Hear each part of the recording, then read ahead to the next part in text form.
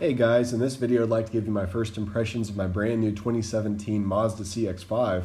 Now let me get this out of the way and say that I've been really sick the last week, so I'm doing a voiceover on my iPad, so if I sound terrible, that's why. Anyways, you probably didn't know this for my channel, but I'm a big car guy. I've had 5 cars already. This is number 6.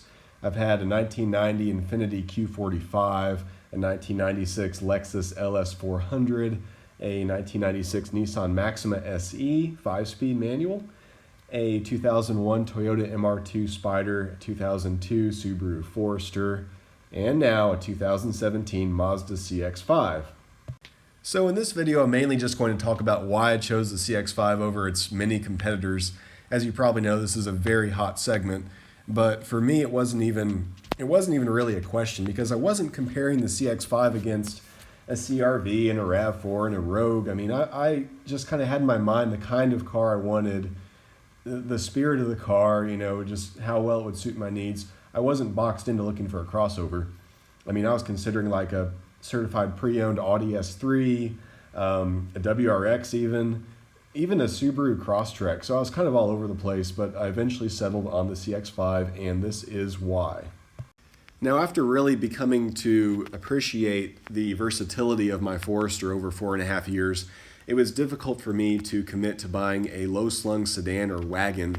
Just that extra ground clearance gave me some confidence going off-road, and not just going off-road, but just like getting out of some parking lots with steep embankments and stuff like that. I just felt like I'd be too cognizant of scraping around if I had like a WRX, for instance. So I was kind of in a quandary because I wanted something that handled well, was fun to drive, but still had a bit of ground clearance and that I could afford.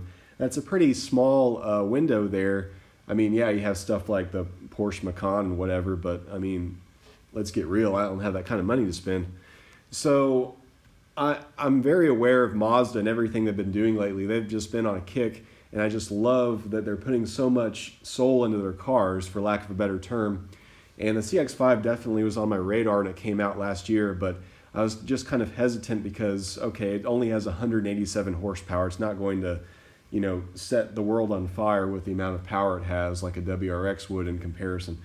But I felt like I owed it to myself to drive one, and I'm glad I did because even with, you know, maybe not the best power figures, it feels fast, it feels quick. The handling is just about as good as it gets for this segment. So I felt like it was quick enough for me, but mainly just the overall presentation of the car, the luxury, the fit and finish and the detail, the attention to detail, so many little things I'll talk about in this video as well. But just the overall package, it just seemed like I was getting so much more for my money than any of the other options. It seemed so well rounded. So let's get into some of those details. Right away, you notice the quality of the interior and this simulated stitching on the door panels. So much more convincing than you see on like Hondas and the lower trim Crosstreks. And then you go onto the dash and you see they really put a lot of soft touch plastic anywhere above your knees, basically inside the car, and the A-pillars are fabric covered. Very nice touch. What probably impressed me the most is the fact that the back door panels have the exact same high quality materials as the front door panels. This is something that's very unusual. Even my brother's Volkswagen GTI has hard plastic up top and the back. In addition to nice materials, backseat passengers get rear AC vents. They also get a fold-down armrest with heated seat controls in this premium package Grand Touring model. You also get dual 2.1 amp USB ports. Very accommodating. The seats all around are very comfortable. I have a lot more space in here than my Forester, especially in the back seat. Now, I'm 6'4" and I fit comfortably in the front and back. I like Mazda's take on the fake wood here. They're not going for realism, they're going for an artistic, mechanical look. You'll notice a lot more carpet in the back than its competitors. This is done to reduce road noise. There's also carpet inside the inner wheel wells. And the glove box is even flock lined to reduce vibration of items inside. My Forester is this way, but it's still pretty unusual for cars in this price range.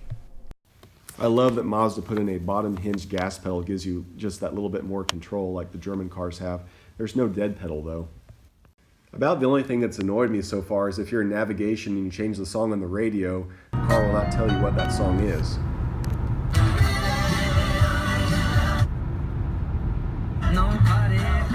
Also, particularly on the all-wheel drive CX-5, the cruising RPMs are a little bit higher than you'd expect in a car these days.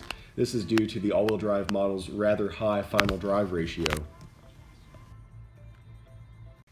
Overall, my first week with the CX-5 has been very positive, and I would not hesitate to recommend this car to anybody looking for a crossover, or just any kind of modern, sophisticated, well-rounded car. Basically, that was my criteria. Like I said, I wasn't really looking at its competitors that closely, but I think this is a car that's not going to provide me just with point A to point B service, but I'm really going to enjoy owning this car and driving this car. It really has a premium feel, just like what Mazda was going for. So, this has been the DW Reviews. Thank you for watching. I'll catch y'all later.